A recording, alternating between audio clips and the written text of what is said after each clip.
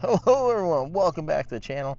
It's time to do another 1-year review, and today it's on the Mojave Grom. Now I've been a little conflicted about this because this really isn't what I purchased. This started out life as a brushed version, and now we have a brushless system. But so basically I guess I can kind of tell you how it was stock and how you can expect maybe the BLX version to go. I don't know, I'll do my best.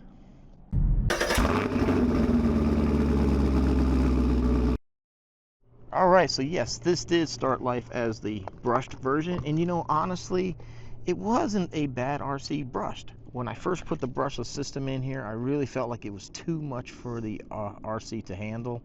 I forgot that the gyro, I didn't activate it, turn it on, so a gyro really helps, and that's what you get when you buy the BLX version. You get a gyro, you get a nice 3S system. It is a 2-in-1, which I'm not really a fan of, but in something this small, it works well because of the space. So for here, I have my receiver down here, which limits me to this like little 800 milliamp hour battery. I think it's an 850. So we have a little Amazon motor, heat sink, kept the factory fan right here that blows in the middle, and then we got the little Micro Mamba X2 ESC. Now, these things had an issue out of the box even before brushless with the CVD pins popping out of the front. So I've done the metal upgrades already on this with the metal CVDs, and then I believe it was like metal outdrive cups in the rear, and then metal hexes for the wheels. So like I said, people were losing those pins. I saw videos, people lost those pins even on the brushless setup. So it is an issue with that. Now, I said, I do like this clipless system. The brushed version wasn't bad. I mean, the brush, now when you go brushless, this thing is like insanely fast. So just be wary of that. All right, now, of course, on the road, it is perfect. You can do totally fine driving this thing on the road. It actually doesn't even handle that bad. Oh, this one thing I forgot to mention. I do have, this is why I said this is more of a BLX. I do have the BLX shocks on here. So these are a very nice metal threaded shock. I'm not going to take this off, but it is a metal shock, threaded collars. It has, I believe, a little thicker shock oil in it, and handles the weight of this thing nicely. And they do seem to actually work pretty well. I mean, this thing did have a bad habit of really just wanting to roll over. Between that and the gyro, so like I said, basically I made it like the BLX before there was a BLX. Well, not completely, because I didn't have the shocks until now. Grass is still kind of a sore spot for this thing. It's just the downside of something this small. It's just hard to work in these deep conditions. So if you need something that's going to work in deep grass, you probably want something a little larger scale. Now, a place like this is really optimum for this, or a track, someplace that doesn't have a whole lot of obstacles in it. So as far as the brushed version, dislikes the cheap axles that lose the pins. Now, I'm not sure if Arrma has corrected that problem or not. Other than that, I really can't think of too much that way I didn't like. It was actually fairly decent, and it was completely ready to run. I do like the clipless body, which is on either one. Now, like I said, this is kind of a fake BLX, so I really can't talk for the power of it, but our good friend Chris with the C has the BLX. So does RC Guy Garage, and they've got some videos out there on these. Now, the only thing I will say as far as that going, it does suck that these are direct drive.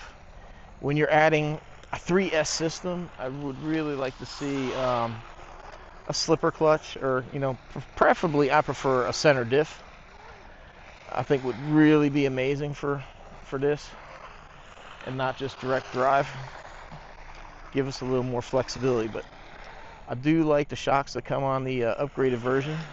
They do really have changed the handling of this thing. Plus the ease of adjustability.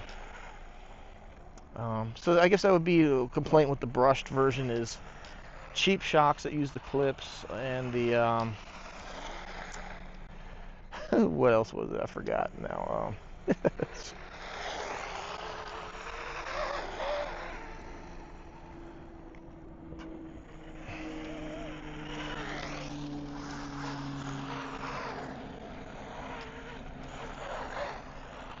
But I guess there's a reason everybody makes these videos going, Grom killer, this is going to kill the... Because they are, all in all, pretty good vehicles. Now I just remember my complaint with the brushless system. The axles being weak, and now I forgot.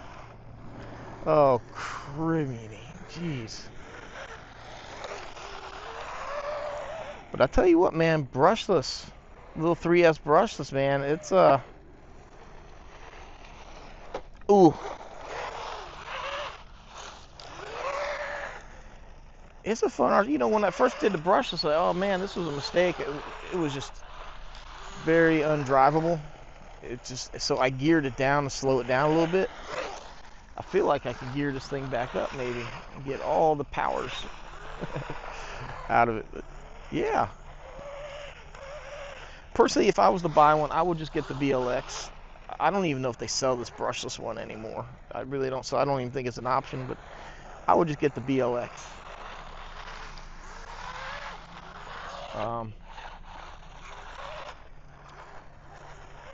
Yeah, you know, at first I wasn't that fond of this thing. I mean, like I said, did decent brush, but I went brushless and I was just like, you know, one, smaller scale cars don't really do that much for me. And then, you know, just, I wasn't really happy with it. But now that I got these shocks and stuff installed on here, yeah, that thing is freaking just ripping.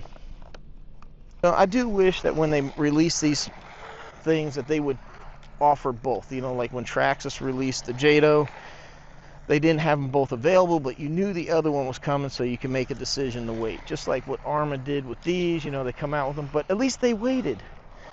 And I know this is a one-year review for this, but you know, like I just did the Gorgon and did the brushless conversion, and no sooner they come out with the Quake. I mean, seriously, like they just did an update to the Gorgon, and then they go and release another thing which is basically the same. It's a truck body that's brushless. I mean, why would you do that to people like 2 weeks after a release?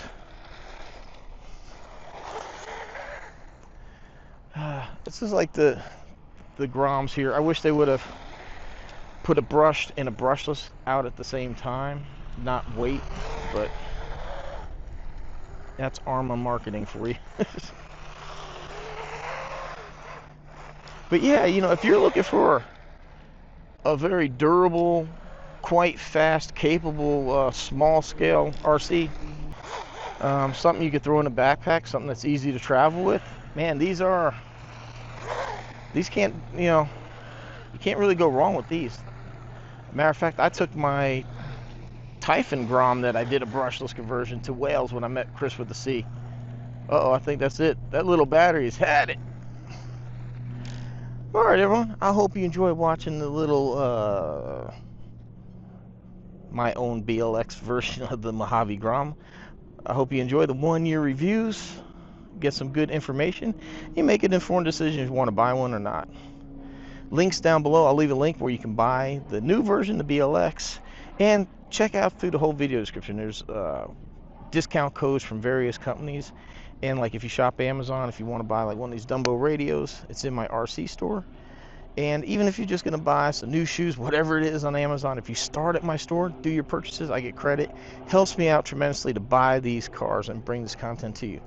All right, hope you found this fun, informative, and you liked watching it. Thank you very much for all the shares, likes, the comments, the subscribing. It means a lot to me. It really, really does. It's just humbling to see everybody supporting the channel that way, and I really do greatly appreciate each and every one of you. All right, everyone. Thanks for watching. See you next one.